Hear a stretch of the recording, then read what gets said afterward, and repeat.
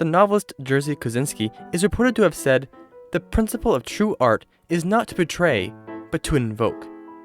Now, don't quote me on quoting him, I just found it on Google and thought it was good.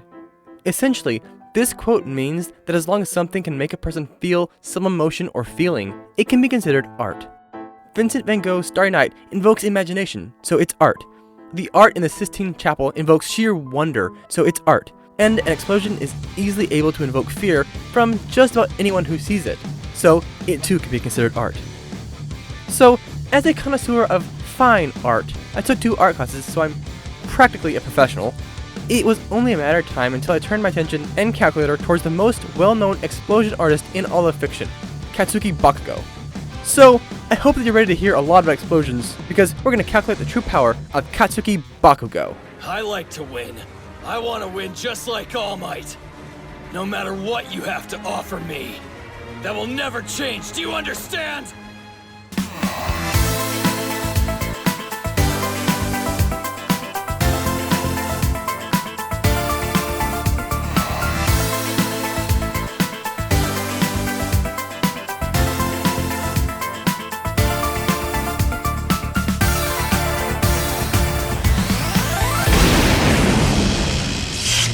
Hello Internet, Jojo here, and welcome to IdeaShock, where this is my second attempt to make this video because I got a new mic and needed to re-record everything.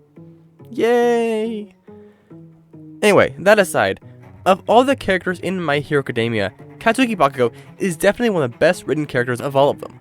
And he also just so happens to be my favorite character in the entire series of My Hero Academia, with Endeavor coming in at a close second. Honestly, I'm not 100% sure why I love Bakugo so much, but I have narrowed down the choices to either because I can relate to him on a personal level, or the fact that he just blows up as much stuff as he possibly can. Not sure which. Normally in these types of videos, this is where I would talk about the character's history and stuff like that, but to be honest, if I were to do that, I would have to discuss things like his psychology and his development throughout the series, and nobody really has time for that. Not to mention the fact that he's already a very well-known character in the realm of anime, so much discussion on him would kind of be a waste of both our times. So I'm just going to assume that if you're watching this, then you already have a good idea of who Bakugo is. With that out of the way, let's start this video off right by calculating one of Bakugo's first major feats. It's not a surprise to anyone that Bakugo is constantly using his quirk to make massive explosions. But of all of these explosions, Bakugo's most famous one comes from the time that he fought Deku at Training Ground Beta. For this particular training exercise, Bakugo played the role of a villain, while Deku played the role of a hero. Of course, almost immediately, Bakugo confronted and attacked Deku, but at this point, Bakugo was unaware that Deku was not able to use One For All without hurting himself. So, after a bit of hide and seek, Bakugo cornered Deku and launched a massive explosion from his gauntlet.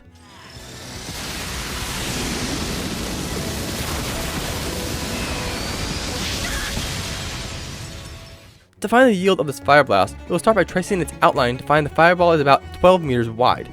Using the proper formula to calculate the area of this blast, and we find it covers about 95.35 square meters. Now, if we actually look at the building itself, we can clearly see that it is made with very small hallways and massive, almost completely solid walls covered with a metal plating. If we assume the building's floor plan are similar on each level, as well as finding the floor's height from the back wall of this panel, we find this blast must have plowed through an incredible amount of steel and concrete. If we apply the strength of the strongest steel reinforced concrete, 15,000 pounds per square inch, to the affected area, and Bakugo's blast must have produced over 1.1 million US tons of force.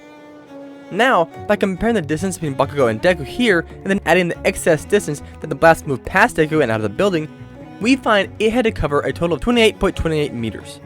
So, this amount of force displaced over this distance would yield an energy of 66.67 tons of TNT. Being the first feat that we're calculating here, this doesn't come out to be completely overpowered, but it's still a very iconic feat for Bakugo. In fact, it's probably as iconic to him as the baseball throw is to Deku.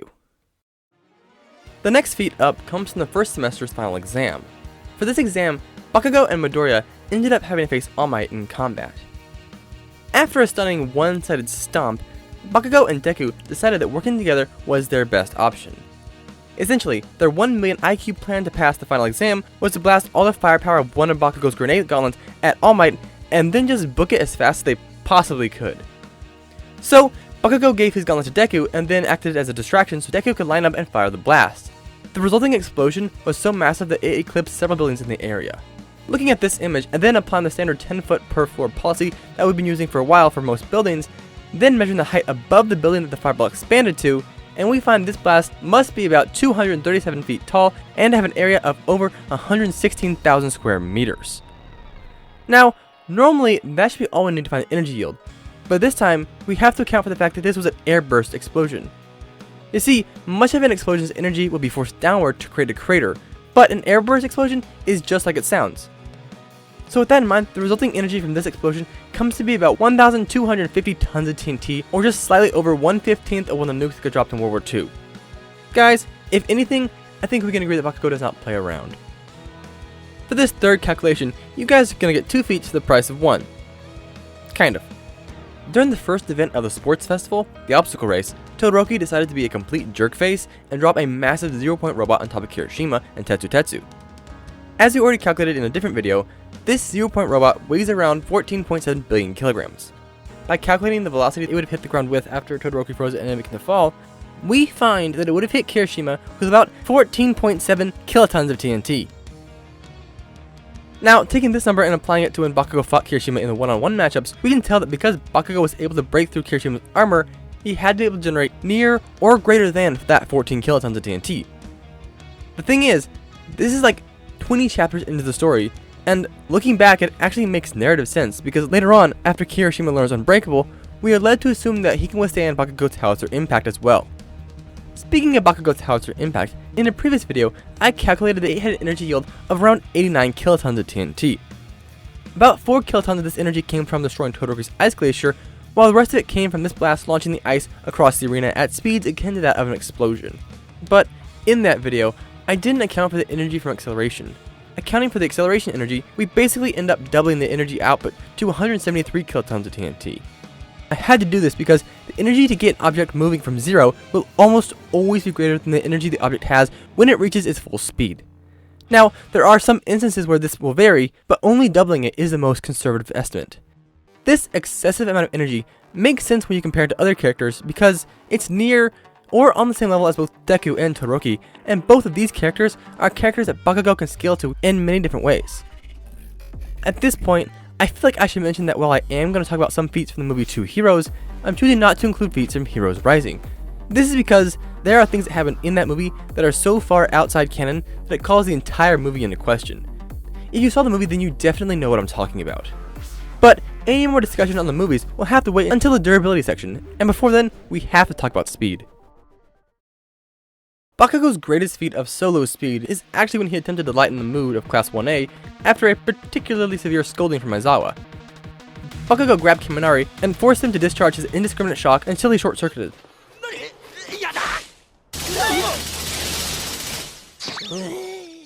There are really only 3 options of what's happened here. Bakugo took the lightning head-on, the lightning missed him, or he dodged it. It's unlikely that Bakugo took this blast full force, as every other time we see someone get hit by it, if they're not knocked out, they still take heavy damage. Even when Momo and Jiro hid under a 100mm thick insulated blanket, there was still significant damage to said blanket.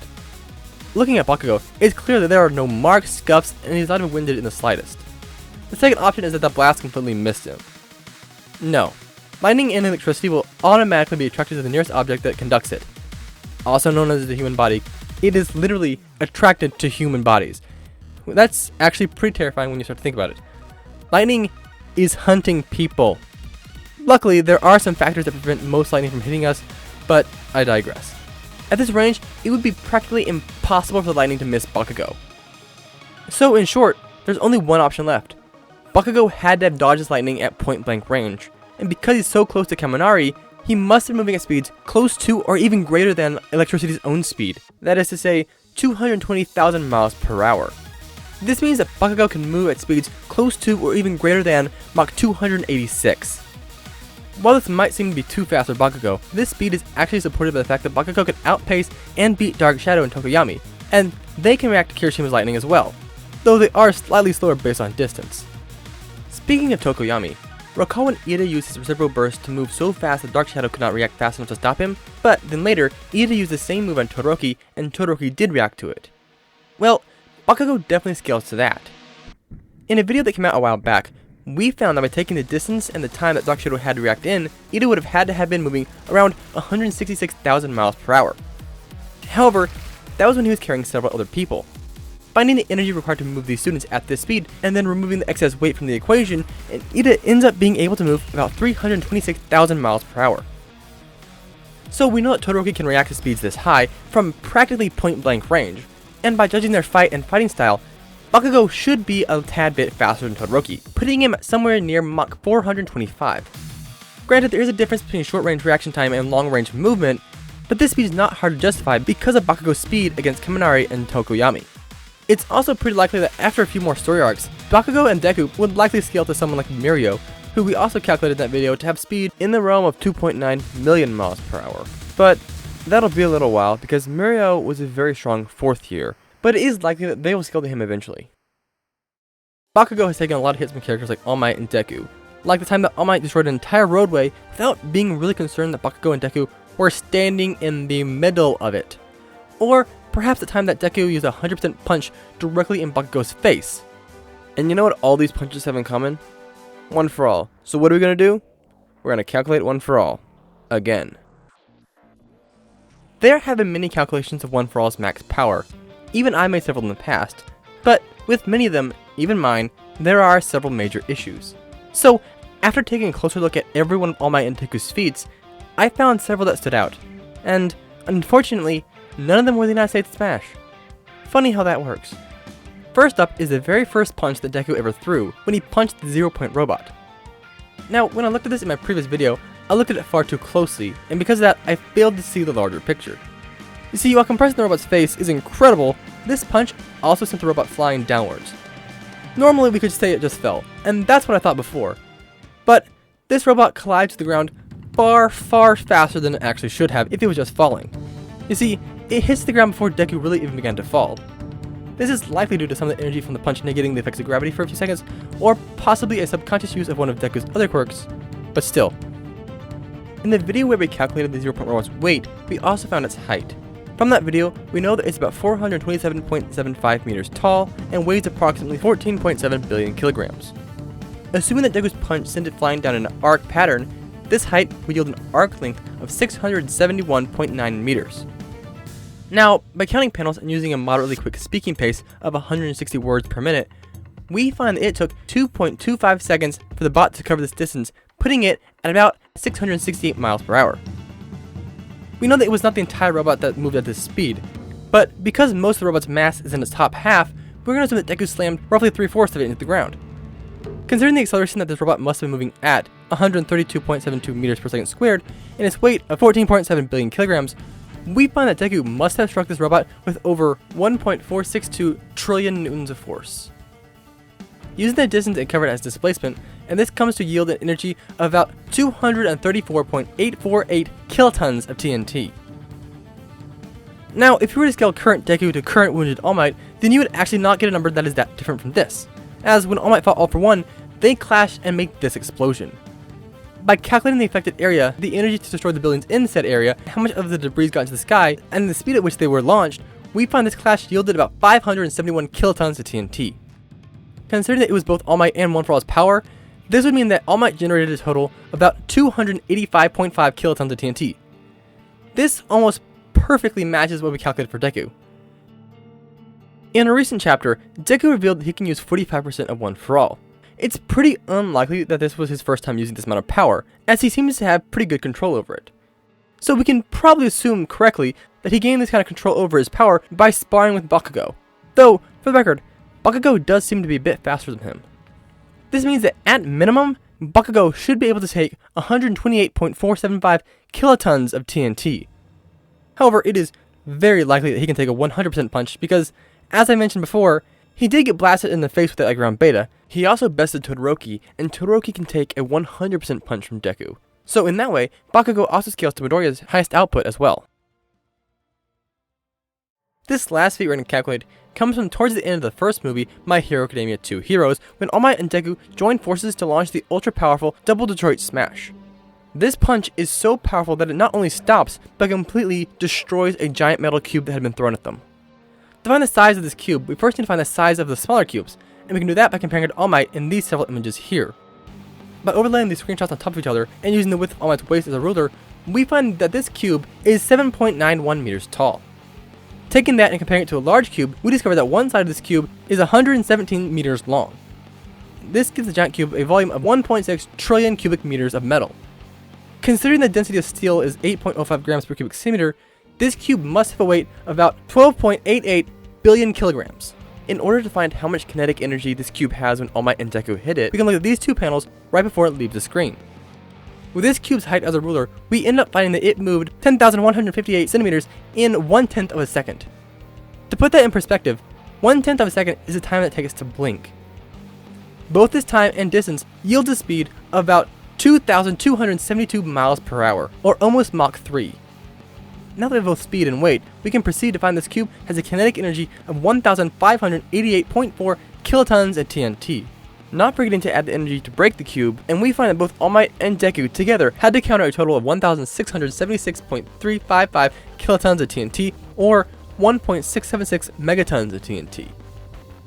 Like we did for All Might and All for One, dividing this energy between them, and Deku ends up having produced over 838 kilotons of TNT.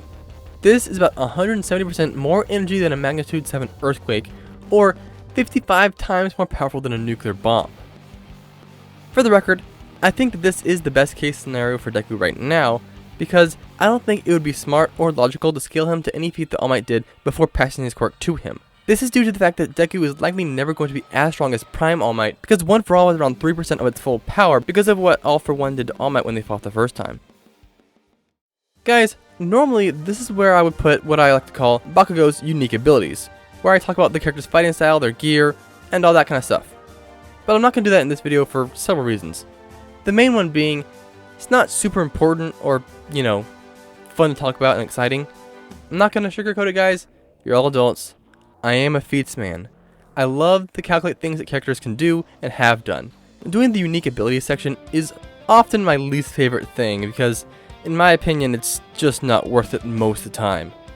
Of course, I'm not saying that I will never discuss things like Bakugo's quirk, Ichigo's Quincy abilities, or Luffy's foresight, but unless they are really, really important, I just won't talk about them in these videos. Because when I do talk about them, I want to give them the effort and research they deserve, so they actually might get their own video, depending on if it would be good and interesting. Anyways, guys, as I already told you at the start of this video, Bakugo is by far my favorite character in the entire series of My Hero Academia. But he's my favorite for more reasons than just explosions! It's art. If you ask me, I think that everyone can relate to him in some way on some level, but, of course, to be fair, I also said the same thing about some psychopaths, but anyways. Everybody wants to believe in the classic redemption arc. It's probably one of the only things that every culture has in common. And yeah, sure, there are some things about Bakugo that still need to be addressed, but change is a process. You can't just wake up one day and decide to be different. It takes time and effort. And that might be the most important lesson that Bakugo's redemption arc demonstrates. Anyways, psychological analysis aside, this video was actually pretty fun for me to make. I really hope that you guys enjoyed it and learned something. But, as always, even the best things must come to an end. So with that said, guys, thanks for watching, see you next time, remember to stay spectacular, JoJo, out. Even if there's nothing left of me, I will win the way I want to. I'll destroy myself before I accept defeat at your hands!